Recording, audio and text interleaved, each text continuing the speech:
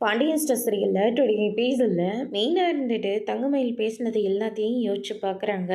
அவங்களும் பாவம் தானே, தான் வாழ்க்கை எங்கே போயிருமோன்னு சொல்லிட்டு பயந்து போய் தான் இப்படி ஒரு முடிவை எடுத்திருக்காங்க. அதனால் நம்ம அவங்களையும் தப்பு சொல்ல முடியாது அப்படின்னு சொல்லிட்டு நேராக அவங்களுடைய வீட்டுக்கு போகிறாங்க.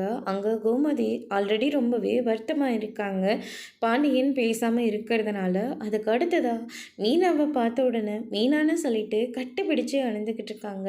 என்னாச்சு அத்தை, மாமா மறுபடியும் ஏதாச்சும் பேசினாரா அப்படின்னு சொல்லிட்டு கேட்கவும், அவர் ஏதாச்சும் பேசினாலையும் பரவாயில்லையே, அவர் பேசாமல் தானே இருக்காரு, அதுதானே ரொம்ப கஷ்டமாக இருக்குது அப்படின்னு சொல்லிட்டு நம்ம கோமதி வந்து ரொம்பவே வருத்தத்தோடு இருக்காங்க. அத்தை, வேறு வழி இல்லாமல் தான் இந்த விஷயத்த உங்ககிட்ட நான் சொல்லிக்கிட்டு இருக்கேன்.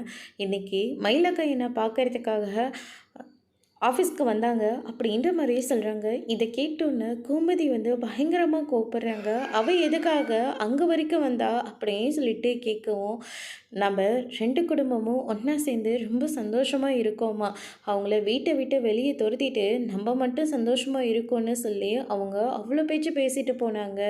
என் வாழ்க்கையை கொஞ்சம் நினச்சி பாருன்னு சொல்லிட்டு ரொம்பவே கஷ்டமாக பேசிட்டு போனாங்க. எனக்கும் என்ன பண்ணுறதுனே தெரியல அத்தை அப்படின்ற மாதிரி சொல்லிகிட்டு இருக்காங்க. என் வாழ்க்கையே இங்கே அந்தரத்தில் தொங்கிட்டுருக்கு, இதில் அவள் வாழ்க்கையை வேற நான் எங்கேருந்து பார்க்கறது அப்படின்னு சொல்லிட்டு நம்ம கோமதி வந்து ஒரு பக்கம் சொல்லிக்கிட்டு இருக்காங்க.